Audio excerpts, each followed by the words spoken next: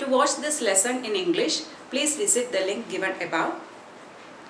12ാം ക്ലാസ്സിൽ പഠിക്കുന്ന എൻ്റെ എല്ലാ മക്കൾക്കും ഇത് കാണുന്ന മറ്റു കൂട്ടുകാർക്കും എൻ്റെ ചാനലായ ബയോളജി മൈ പാഷനിലേക്ക് സ്വാഗതം. നമ്മൾ പഠിച്ചുകൊണ്ടിരിക്കുന്നത് principles of inheritance and variation എന്ന ചാപ്റ്ററാണ്. നമ്മളിപ്പോൾ എത്തി നിൽക്കുന്നത് ജെനറ്റിക് ഡിസോർഡേഴ്സിലാണ്. ജെനറ്റിക് ഡിസോർഡർ എന്ന് വെച്ചാൽ എന്താണ്? നമ്മുടെ ജീനിൽ ഉണ്ടാകുന്ന ചില തകരാറുകൾ അല്ലെങ്കിൽ ക്രോമസോമിൽ ഉണ്ടാകുന്ന തകരാറ് മൂലം നമുക്കുണ്ടാകുന്ന അസുഖങ്ങളെയാണ് ജെനറ്റിക് ഡിസോർഡേഴ്സ് എന്ന് പറയുന്നത്. ഇവിടെ ജെനറ്റിക് ഡിസോർഡേഴ്സിനെ നമുക്ക് രണ്ടായി തിരിക്കാം. ഏതൊക്കെയാ? മെൻഡീലിയൻ ഡിസോർഡേഴ്സും ക്രോമസോമൽ ഡിസോർഡേഴ്സും. ഇനി മെൻഡീലിയൻ ഡിസോർഡേഴ്സ് എന്ന് വെച്ചാൽ എന്താണ്? അതായത് അത് മിക്കവാറും ഈ മെൻഡീലിയൻ ഡിസോർഡേഴ്സ് എല്ലാം പോയിന്റ് മ്യൂട്ടേഷൻ വഴിയാണ് സംഭവിക്കുന്നത്. പോയിന്റ് മ്യൂട്ടേഷൻ എന്ന് പറഞ്ഞാൽ ഒരേ ഒരു പോയിന്റ് അല്ലെങ്കിൽ ഒരു ബേസ് പെയറിൽ ഒരു എറർ വരികയാണ്. ഫോർ എക്സാമ്പിൾ, ഞാനിപ്പോൾ ക്യാറ്റ് എന്ന് എഴുതുകയാണ്. ഓക്കെ, ഈ ക്യാറ്റ് എന്നുള്ള ഇത് ഓൺലി ഈ ആൽഫബറ്റ് എനിക്കൊന്ന് മാറിപ്പോയി, അത് റാറ്റായി. അപ്പോൾ എന്ത് പറ്റി? ഒരൊറ്റ പോയിന്റിലുള്ള ഒരു ഡിഫറൻസ് ആണ്, പക്ഷേ അത് രണ്ടും ഇൻഡിക്കേറ്റ് ചെയ്യുന്ന രണ്ട് ഡിഫറെൻറ്റ് ആനിമൽസ് അല്ലേ? അതുപോലെ നമ്മുടെ ബോഡിയിൽ ഈ സീക്വൻസ് ഡിഫറെൻ്റ് ആയാൽ എന്ത് പറ്റും? അമിനോ ആസിഡ് വേറെ ആവും അല്ലേ? അമിനോ ആസിഡ് വേറെ ആകുമ്പോൾ പ്രോട്ടീനും മാറും. അപ്പോൾ അതാണ് പോയിന്റ് മ്യൂട്ടേഷൻ. ഒരൊറ്റ പോയിന്റിൽ മാത്രമേ മ്യൂട്ടേഷൻ നടക്കുന്നുള്ളൂ.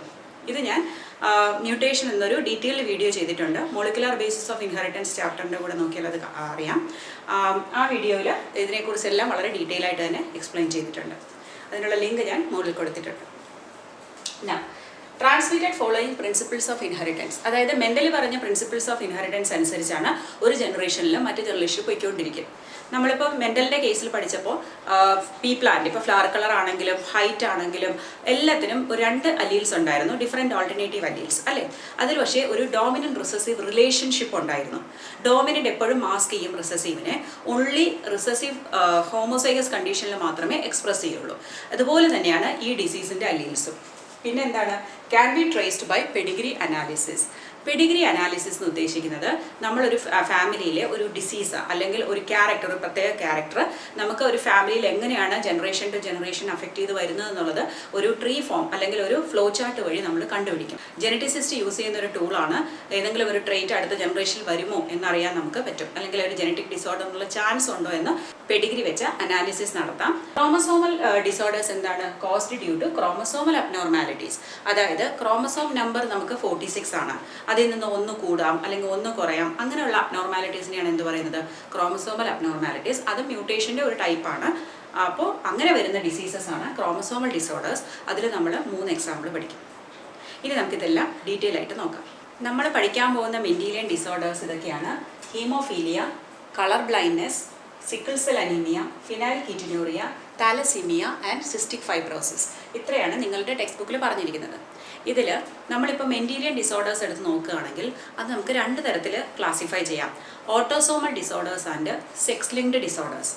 അതായത് ഇപ്പോൾ നമ്മൾ എടുക്കുന്ന ആ ഡിസീസിന് കാരണമാകുന്ന ആ ജീൻ അതൊരു സാധാരണ ഓട്ടോസോമിലാണ് പ്രസൻ്റ് എങ്കിൽ, അതായത് നമ്മൾ കഴിഞ്ഞ വീഡിയോയിൽ പഠിച്ചു ഓട്ടോസോം അല്ലോസോം എന്താണെന്നൊക്കെ ഡീറ്റെയിൽ ആയിട്ട് പഠിച്ചു.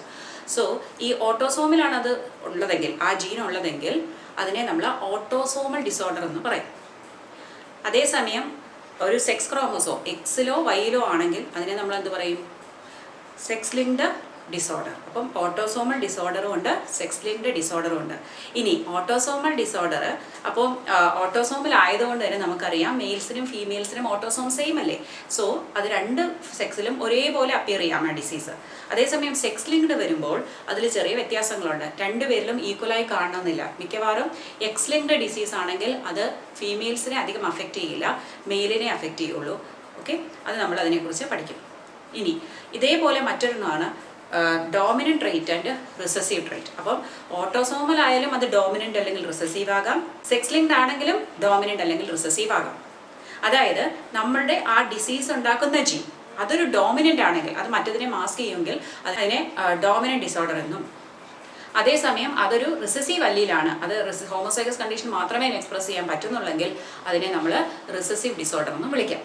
അപ്പം നമ്മുടെ ടെക്സ്റ്റിൽ പറഞ്ഞിരിക്കുന്ന എല്ലാ എക്സാമ്പിൾസും, ഡീറ്റെയിൽ ആയിട്ട് പഠിക്കുന്ന എല്ലാ എക്സാമ്പിൾസും എങ്ങനെയുള്ളതാണ്? റിസസീവാണ്. ഇതെല്ലാം തന്നെ റിസസീവാണ്. ഓക്കെ, പക്ഷേ ഇതിൽ സെക്സ് ലിങ്ക്ഡും ഉണ്ട്, ഓട്ടോസോമലും ഉണ്ട്. ഹീമോഫീലിയ ആൻഡ് കളർ ബ്ലൈൻഡ്നെസ് ഇത് രണ്ടും സെക്സ് ലിങ്ക്ഡ് ഡിസീസസ് ആണ്. അതേസമയം സിക്കിൾ സെൽ അനീമിയ മുതൽ സിസ്റ്റിക് ഫൈബ്രോസിസ് വരെയുള്ളത് ഓട്ടോസോമൽ ഡിസോർഡറാണ്. ഓക്കെ, പക്ഷെ രണ്ടും എന്താണ്? റിസസീവ് ആണ്. ഇത് രണ്ടും സെക്സ് ലിങ്ക്ഡ് റിസസീവ് ആണ്, ഇത് രണ്ടും ഓട്ടോസോമൽ ലിങ്ക്ഡ് റിസസീവ് ആണ്. പക്ഷേ ഇത് എക്സ് ലിങ്ക്ഡ് ആണ്. ഹീമോഫീലിയയും കളർ ബ്ലൈൻഡ്നെസ്സും ഒരേപോലെയാണ് ഇൻഹെറിറ്റ് ചെയ്യുന്നത്. അതിൻ്റെ പാറ്റേൺ ഓഫ് ഇൻഹെറിറ്റൻസ് സെയിം ആണ്. രണ്ടും സെക്സ് ലിങ്ക്ഡ് ആണ്, രണ്ടും റിസസീവ് ആണ് ആൻഡ് എക്സ് ലിങ്ക്ഡ് ആണ്. എക്സ് ക്രോമസോമിലാണ് അതിൻ്റെ ജീൻ കാണുന്നത്. അതേസമയം ഇവിടെയാണെങ്കിലോ ഇത് ഓട്ടോസോമലാണ്. ഏതെങ്കിലും ഒരു ഓട്ടോസോമൽ ക്രോമസോമിലുള്ള ജീനിൻ്റെ ഡിഫക്റ്റ് കൊണ്ടാണ് ഇത് ഉണ്ടാകുന്നത്. അതും പക്ഷേ എന്താണ്? റിസസീവ് കണ്ടീഷനിൽ മാത്രമേ അഫക്റ്റ് ചെയ്യുന്നുള്ളൂ. ഇനി നമുക്ക് ഹീമോഫീലിയയെ കുറിച്ച് ഇത്തിരി ഡീറ്റെയിൽ ആയിട്ട് പഠിക്കാം. ഹീമോഫീലിയ എന്ന് പറയുന്നത് ബ്ലീഡേഴ്സ് ഡിസീസ് എന്ന് പറയും. കാരണം ഈ ഹീമോഫീലിയ എന്ന് പറയുന്നത് ഒരു ബ്ലഡ് റിലേറ്റഡ് ഡിസോർഡറാണ്. അതായത് നമ്മുടെ ബ്ലഡിലെ ചില ക്ലോട്ടിംഗ് ഫാക്ടേഴ്സ് മിസ്സിംഗ് ആകുമ്പോൾ ബ്ലഡ് ക്ലോട്ട് ചെയ്യാൻ താമസിക്കും. എപ്പോഴെങ്കിലും നമുക്കൊരു ചെറിയൊരു വൂണ്ട് ഉണ്ടായാൽ, അതൊരു ബ്ലീഡിങ് വൂണ്ട് ആണെങ്കിൽ കുറച്ച് സമയത്തിനകം തന്നെ ആ ബ്ലീഡിങ് സ്റ്റോപ്പ് ആവും. അതായത് നമുക്ക് കാണാം അവിടെ ഒരു തിക്ക് ഒരു സ്കം, ഒരു ഡാർക്ക് സ്കം ഫോം ചെയ്യുന്ന കാണാം. അതിനെ നമ്മൾ ക്ലോട്ട് എന്ന് പറയും അല്ലേ. ഈ ബ്ലഡ് ക്ലോട്ടിങ് ഉള്ളത് കൊണ്ടാണ് നമ്മുടെ ബ്ലഡ് നമ്മുടെ ശരീരത്തിൽ നിന്ന് ഒത്തിരി നഷ്ടമാവാതെ നമ്മൾ രക്ഷപ്പെടുന്നത്.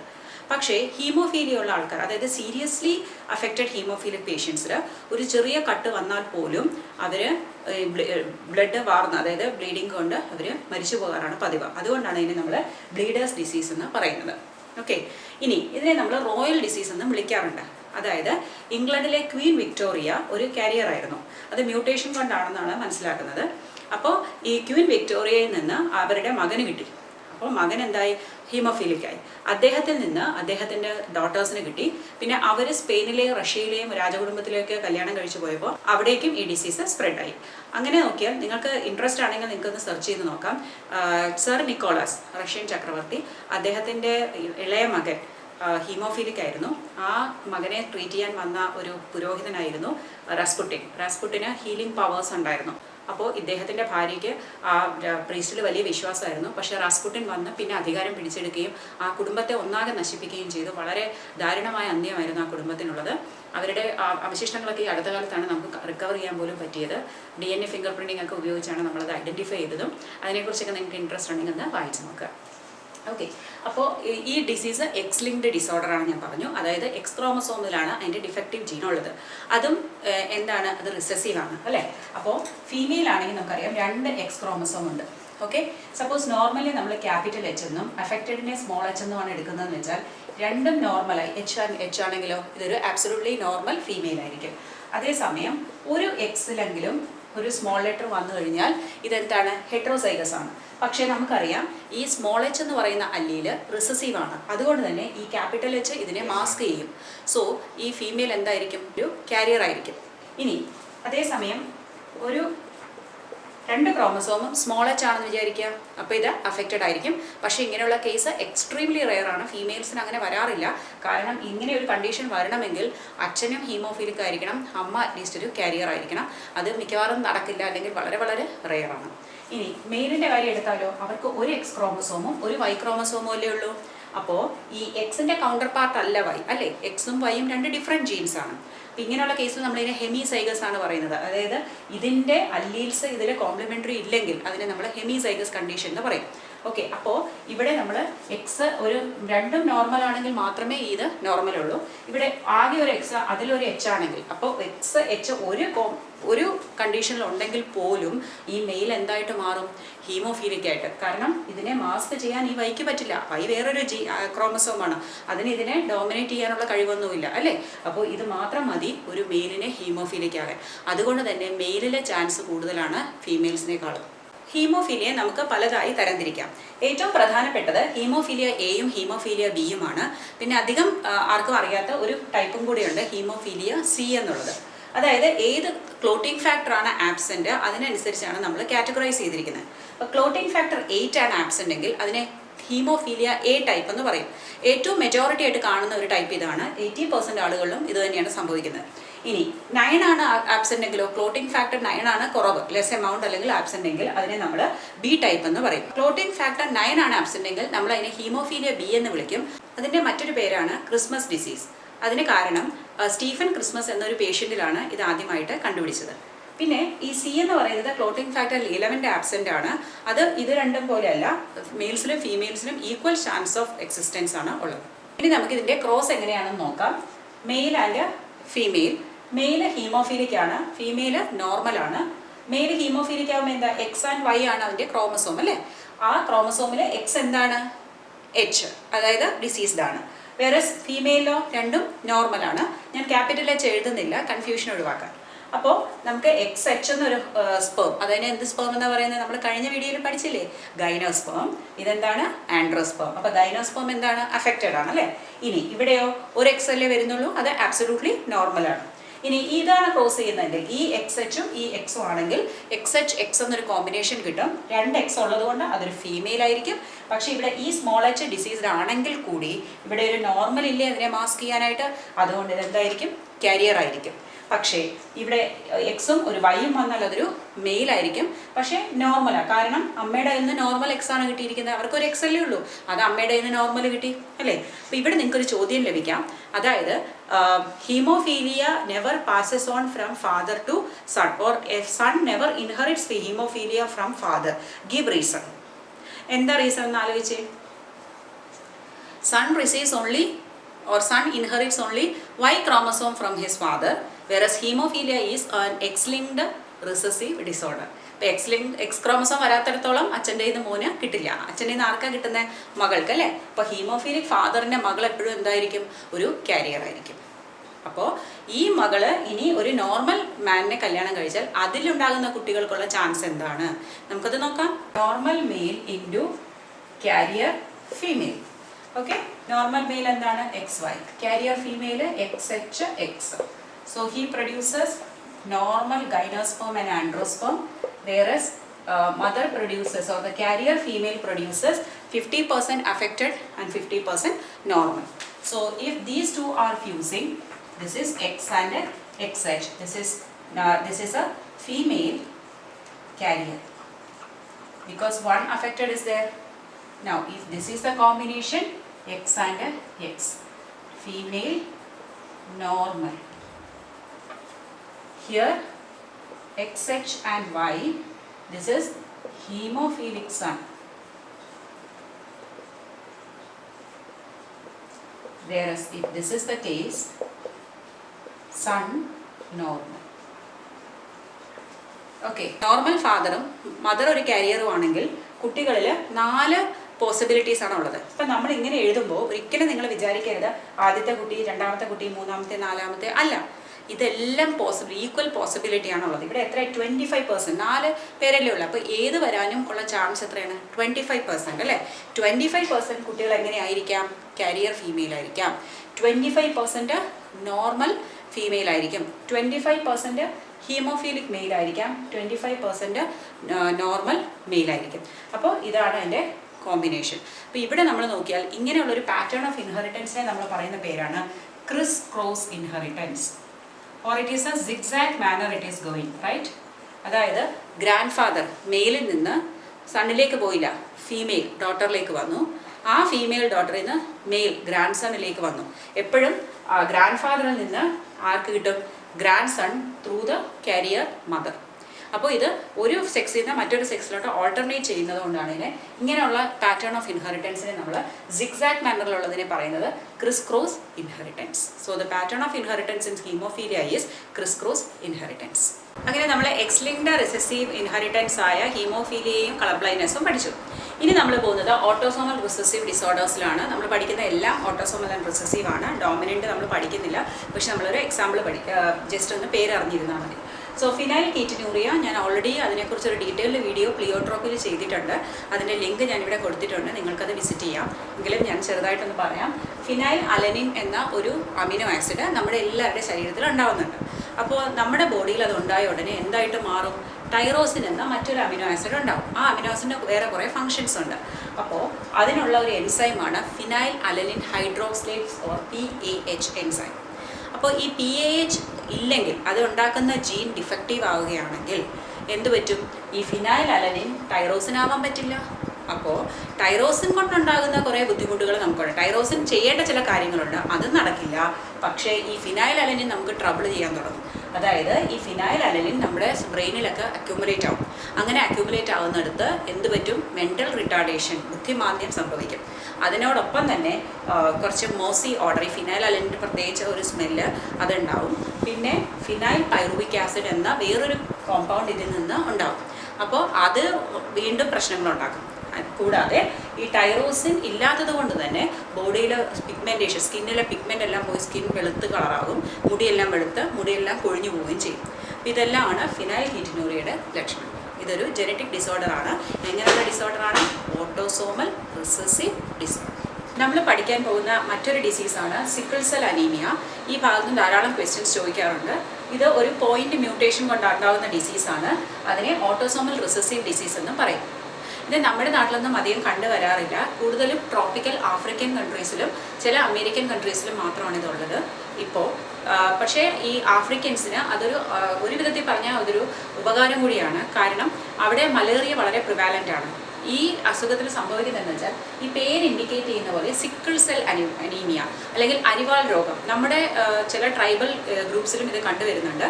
ഈ നമ്മുടെ RBCക്ക് ശരിക്കും ഒരു ബൈക്കോൺകേവ് ഷേപ്പാണുള്ളത്, റൗണ്ട് ഷേപ്പാണുള്ളത്, ഡിസ്ക് പോലെ.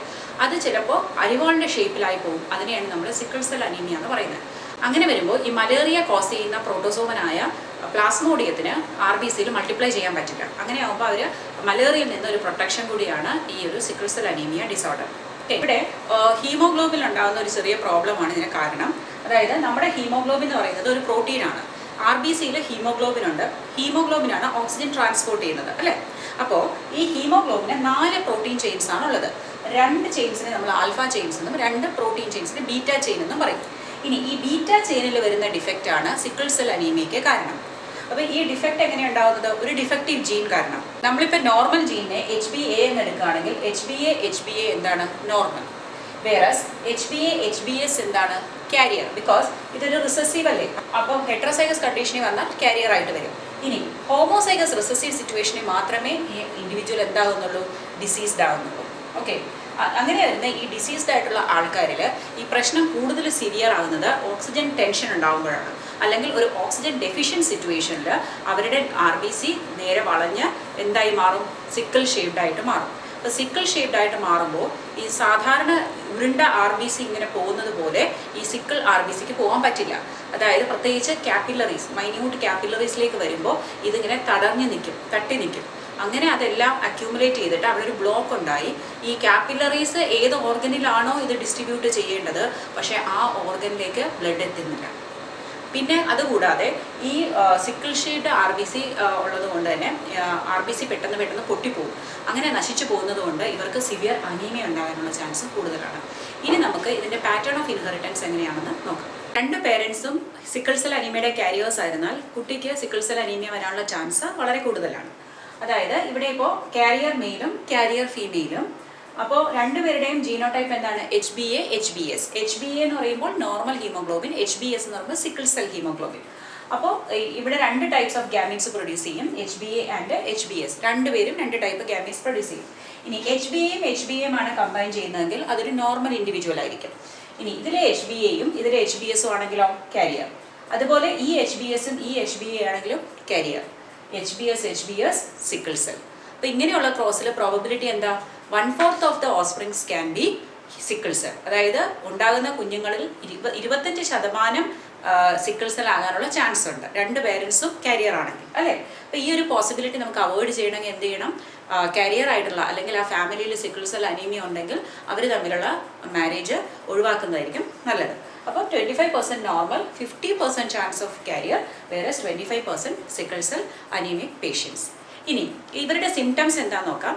ഇവർക്ക് കയ്യിലും കാലിലും ഒക്കെ സ്വെല്ലിങ്സ് ഉണ്ടാവാം. കാരണം അങ്ങോട്ടുള്ള ബ്ലഡ് ഫ്ലോ ബ്ലോക്ക് ആവുമെന്ന് പറഞ്ഞില്ലേ, അതുകൊണ്ട് തന്നെ അവിടെ സ്വെല്ലിങ്ങും ഒപ്പം തന്നെ നല്ല വേദന ഉണ്ടാകാം. ഫ്രീക്വൻറ്റ് ഇൻഫെക്ഷൻസ് ഉണ്ടാവാനുള്ള ചാൻസ് കൂടുതലാണ്. പിന്നെ അവരുടെ ഗ്രോത്ത് റേറ്റ് പൊതുവേ കുറവായിരിക്കും. എസ്പെഷ്യലി പ്യൂബർട്ടി ഒക്കെ റീച്ച് ചെയ്യുന്നത് വളരെ ഡിലേഡ് ആയിട്ടായിരിക്കും. വിഷൻ പ്രോബ്ലംസ് ഉണ്ടാവാനുള്ള ചാൻസും കൂടുതലാണ്. ഇപ്പോൾ ബീറ്റ ജീൻ്റെ സീക്വൻസ് എന്തൊക്കെയാണ്? Valine, histidine, leucine, threonine, proline, glutamic acid.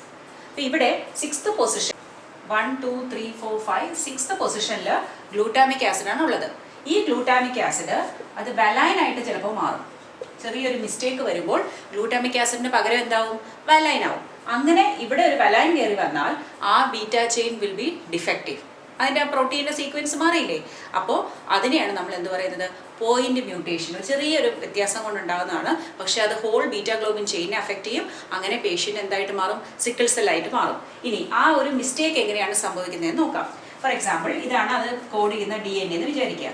2 strand ഉണ്ട് അല്ലേ, 3' to 5' എന്താണ് അതിൻ്റെ ടെംപ്ലേറ്റ് സ്ട്രാൻഡ്. അവിടെയുള്ള കോഡിംഗ് സീക്വൻസ് എന്ന് പറയുന്നത് CTC ആണ്. ഓക്കെ, അപ്പോൾ അതിൻ്റെ കോംപ്ലിമെൻ്ററി സ്ട്രാൻഡ് 5' 3' എന്താണ്, C ആകുമ്പോൾ G, T ആകുമ്പോൾ A, C ആകുമ്പോൾ G, GAG.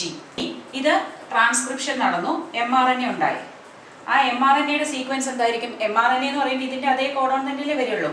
അപ്പോൾ ഇതിൻ്റെ കോംപ്ലിമെൻ്ററി അല്ലേ, അപ്പോൾ C ആകുമ്പോൾ G, T ആകുമ്പോൾ A, ഇത് G, GAG, GAG.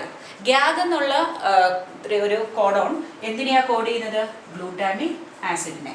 ഓക്കെ, പക്ഷേ ഇവിടെ ഒരു മിസ്റ്റേക്ക് വന്നു എന്ന് കരുതുക.